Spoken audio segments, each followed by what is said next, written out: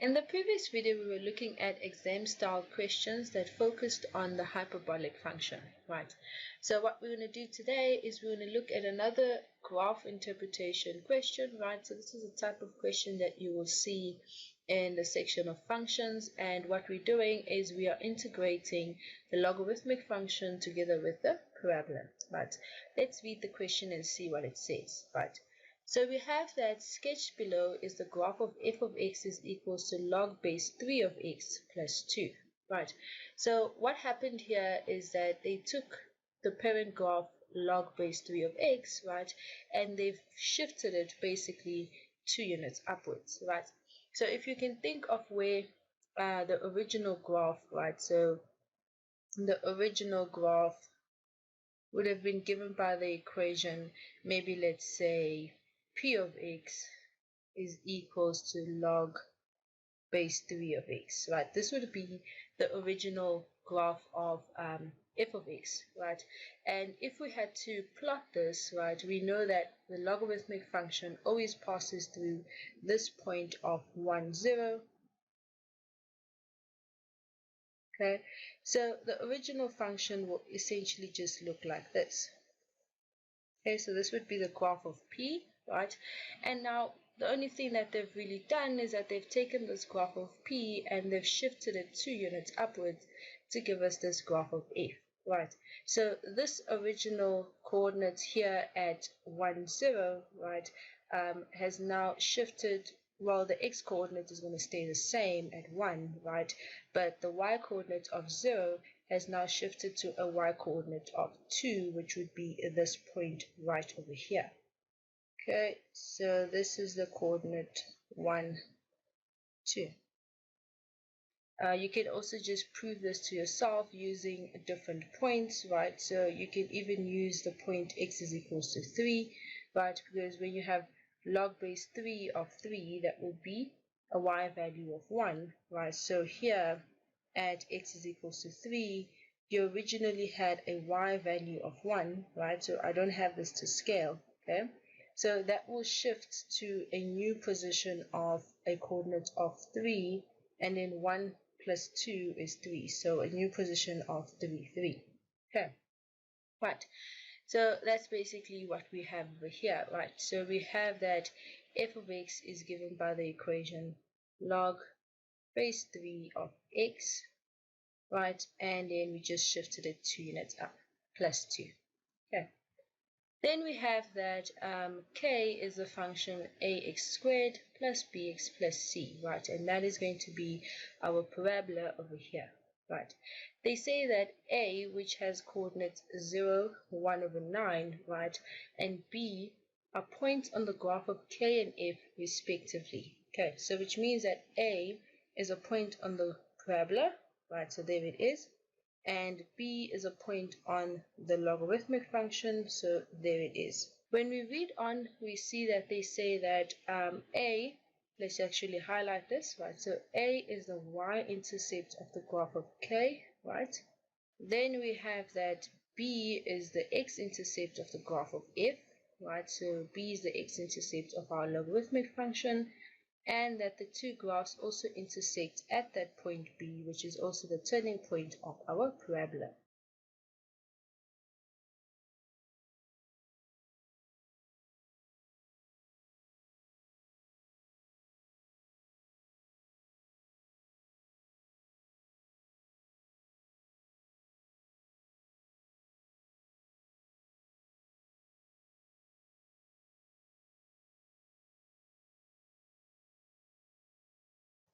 Right, question A. We are asked to write down the equation of the asymptote of f.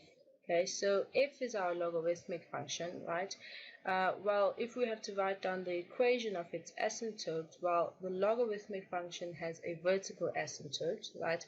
And this specific logarithmic function, right, we've already spoken about. The only thing that they've done is that they've shifted the graph 2 units upwards, right? So a shift of 2 units upwards is affecting the y values, right?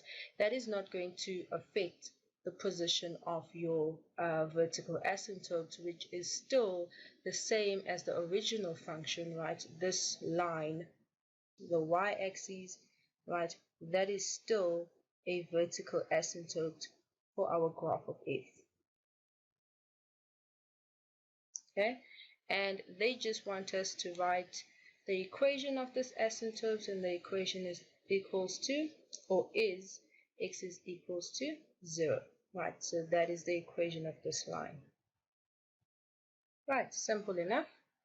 Next question. Question B then says, write down the coordinates of the y-intercept of f to the minus 1, right, the inverse of f. If we look at this question over here, this instruction writes down, okay, basically just tells you that the answer is going to be given by your diagram, okay? So if we look at our diagram, we are given the function f, right?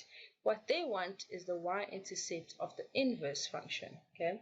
But we know that in order to move in between the inverse function and the original function f, right, the only thing that we are really doing is to swap x and y values. So if we determine the x-intercept of f, okay, and then we swap those coordinates around, that will be the same as us determining the y-intercept of the inverse of the graph of f.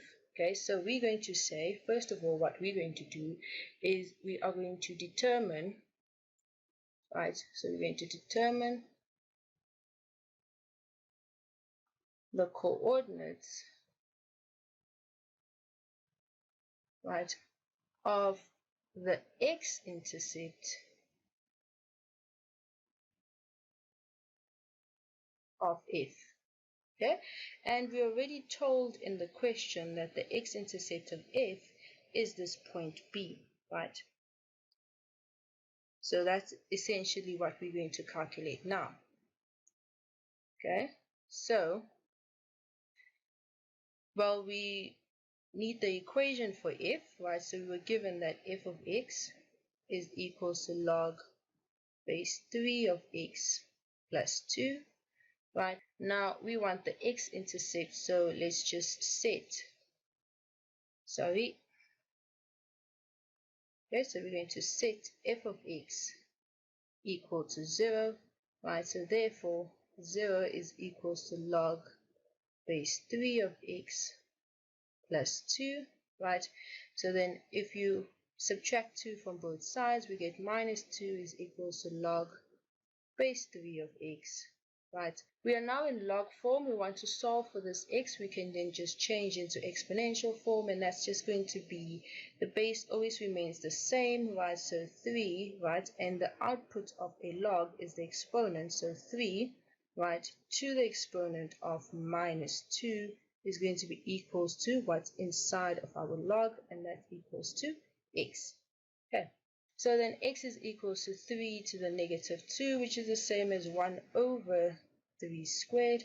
There, that's going to be the value of x, right? So the value of x over there at b is 1 over 9. So from here, right, we know that the coordinate at the x-intercept is going to be 1 over 9, okay, 0, right? So then the y-intercept of the inverse, we're just going to swap these two values around. It's going to be given by the coordinate 0, 1 over 9. Right, question C. We are asked to determine the equation of h if h of x is equals to 9 times the inverse, right, of f at an input of 3x plus 3, right? So with these type of questions, in order to figure them out, it's actually quite easy to do the algebra, right? So in order to do that, we need our original f of x, okay, that was log base 3 of x plus 2. Okay, let's just let f of x equal y, right? And this step over here is just for us to see more clearly what it is that we are swapping around, okay? So then we're going to have y is equals to log base 3 of x plus 2, right? So from there, we are going to swap the x and y around in order to find the equation of f inverse, right? And that's going to give us x is equals to log base 3 of y plus 2. Okay, so then we're going to subtract 2 from both sides, giving us x minus 2 is equals to log base 3 of y. Okay, now we just need to go into exponential form, right? So then 3 raised to this whole exponent, right? This is our new exponent, x minus 2. Okay, so x minus 2, that's equals to y. Okay, so then therefore, if inverse, right, is given by the equation y is equals to 3 to the x minus 2. Right, so now we have the equation of f inverse. Okay, so what we're going to do now is just find, right, or evaluate f inverse at 3x. Okay, and this just means that wherever we see an x in our original equation, we need to substitute 3x. Okay, so we're going to have 3 to the exponent of 3x, right, and we still have that minus 2. Okay, so this is now f inverse of 3x, right? So now we can put everything together, okay? Because what we really need to evaluate is h of x, right, which is equals to 9 times this f inverse at 3x, which is this value of 3 to the exponent 3x minus 2, right? And then when we're done with that, we need to add 3. Okay, so we can rewrite this, right, as 3 to the exponent 3x, right, times 3 to the exponent minus 2, okay? And then we need to add 3 to that, right? Now, we saw previously that 3 to the minus 2, right, is 1 over 9, okay? So which means that these 9s will cancel each other out because this 9 is going to distribute into this bracket eventually, okay? So this will give us 3 to the exponent 3x, right, times 9 times 1 over 9, okay, and we still need to add 3 to that. Okay, so you can see how these 9s just cancel each other out, right, and this is just essentially 3 cubed, right, all of this raised to the exponent of x, and then we still have that plus 3, and 3 cubed is 27, right, x plus 3. Right, so this is the equation of h of x. Question D is asking us to show that a is equals to 9 and b is equals to negative 2. Right, so what are these a and b values that they're talking about? Well, if we go back to the statement that was given to us, right, we see now that we're going to be working with this parabola k of x, right, because that's where you find this value of a, b, and c. Okay, so we need to show that a is equals to 9 and b is equals to negative 2. Okay, right, so what have we determined so far? Okay, so far we have that this point a, okay, is given to us as the coordinates 0, 1 over 9. Okay, and we also determined for ourselves that the x-intercept, right, of f, right, is at the point 1 over 9, 0.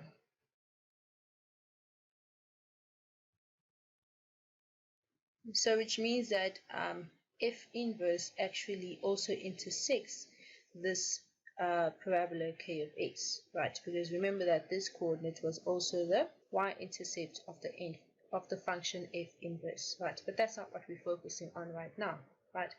What we're focusing right now on is this k of x, right? Because we were also told that this value, or this point b, okay, is the turning point of the graph of k, right?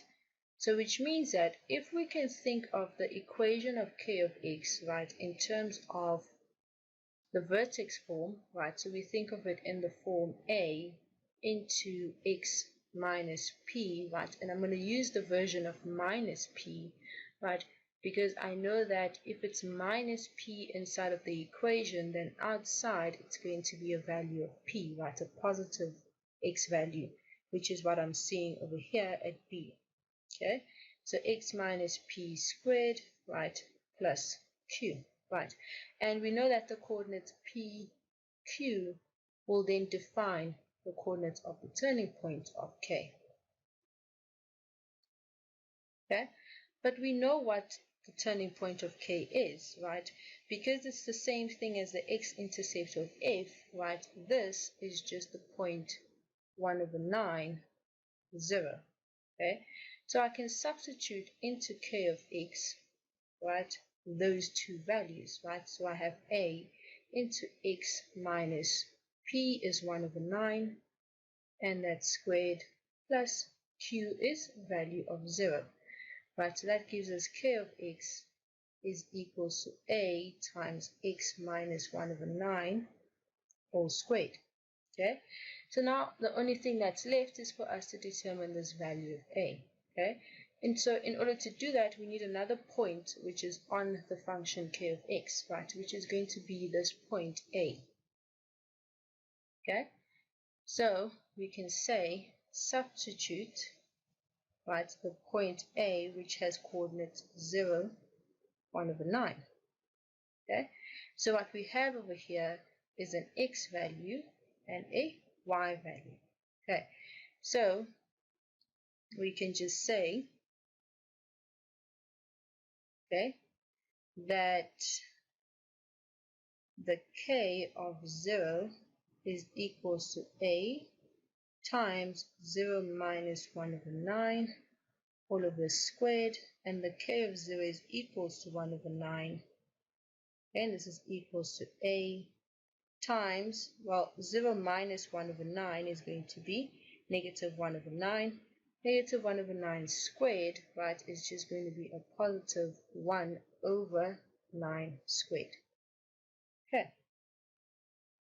So then from there we can evaluate the value of A, right? So then therefore A is just equals to 1/9 divided by 1/9 squared, or just multiplied by 9 squared divided by 1. Okay, so then this 9 will cancel out with one of the 9's, okay, leaving us with A is equals to 9. Okay, so that's the first thing that they wanted us to show, right? Then they want us to show that B is equals to -2, right? The easiest way for us to show that B value, right, is to remember that here at the turning point, right, the x value at the turning point, right, determines the axis of symmetry of our parabola, right, the equation of the axis of symmetry of the parabola. That's going to be defined by the equation x is equals to minus b over 2a. Okay, we know what the x value is there, right, because we know the coordinates at the turning point. That is a value of 1/9. Okay, that's going to be equals to minus b divided by 2, and we just proved what a is. Okay, so a is 9. Okay, so then from there, I'm not going to actually multiply this out. I think it's much faster to just say that we're going to multiply both sides by -2 times 9.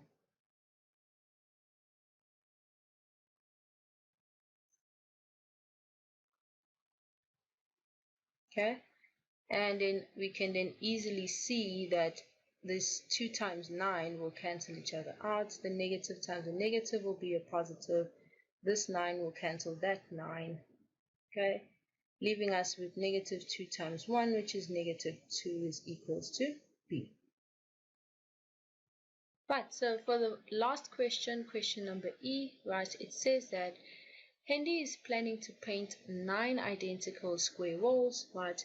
The amount of paint in liters, right, so that's the units, needed to completely cover the walls is given by the following sum, right? So remember, this is sigma notation. We have that we are taking the sum from I is equals to 0 to 3 of the expression K of I, right?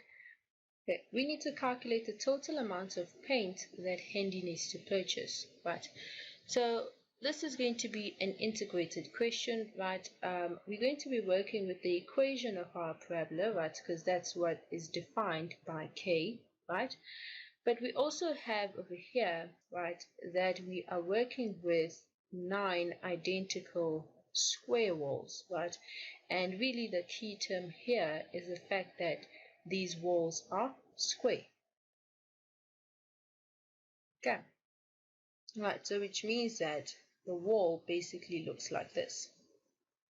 Okay, so since this is a square wall, right, it means that the height of the wall is exactly the same length as the length of the wall. Basically, all 4 sides are equal, right? And he's going to be painting 9 of these identical square walls, right? Now, the amount of paint, right, which he needs is going to be given by the sigma notation, right? But within the sigma notation, right, we just have the general expression k of I, right? We're going to have to go back to the previous question quickly, okay?